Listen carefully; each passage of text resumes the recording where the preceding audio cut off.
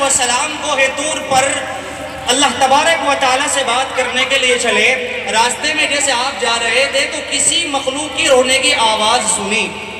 جب آپ نے کسی کے رونے کی آواز سنی تو آپ بے چین ہوئے، بے قرار ہوئے، بے تاب ہوئے۔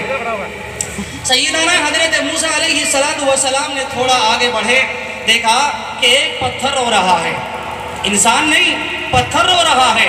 حضرت موسیٰ علیہ السلام نے کہا کہ تو کیوں رو رہا ہے؟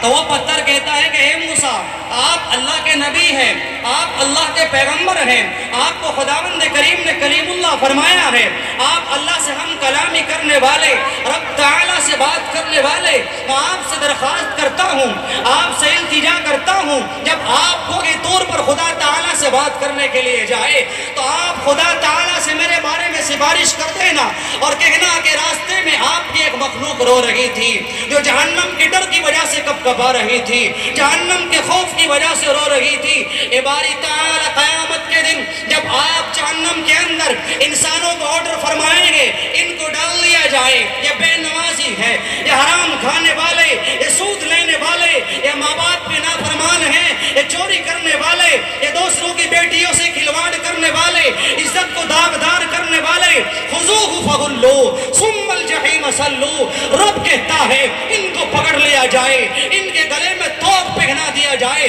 ثم الجحیم صلوہ، پھر ان کی ٹانیں پکڑ کر جہنم کے اندر پھینک دی جائے، ثم فی سلسلۃ ذرعها 70 ذراعا فاسلکوہ، اور پھر ان کو ایسے کڑے میں جگڑ دیا جائے۔ ایک کڑا علماء نے لکھا ہے، مفسرین نے کتابوں میں بند کیا ہے، 7 آسمان 7 زمین سے بڑا ہوا ہے۔ آپ اندازہ لگا سکتے ہیں کون جہنم کے عذاب کو جھیلنے کی صلاحیت رکھتا ہے؟ کوئی نہیں رکھتا۔ اس لیے بھائی فرمایا قو انفسکم واہلیکم نارا۔ حضرت موسیٰ علیہ السلام نے کہا کہ آپ چپ ہو جائیے، میں اللہ سے کوئی دور پر جا کر کے وعدے کروں گا، خدا تعالیٰ سے آپ کے بارے میں سفارش کراؤں گا۔ حضرت موسیٰ علیہ السلام ہم کلام ہوئے، بالآخر نبی ہیں۔ حضرت موسیٰ علیہ السلام بھول گئے کہ راستے میں کوئی مخلوق ملی تھی اور وہ یہ کہہ رہی تھی کہ آپ خدا تعالیٰ سے میرے بارے میں سفارش کرنا، لیکن میں بھول گیا۔ لیکن وہ علیم بذات الصدور رب ہیں جو بندوں کا خالق ہیں، 18,000 کم و بیش مخلوقات کا خالق و مالک ہیں۔ اللہ نے فرمایا کہ موسیٰ راستے میں ہماری کوئی مخلوق ملی تھی۔ اب حضرت موسیٰ علیہ السلام کو سارا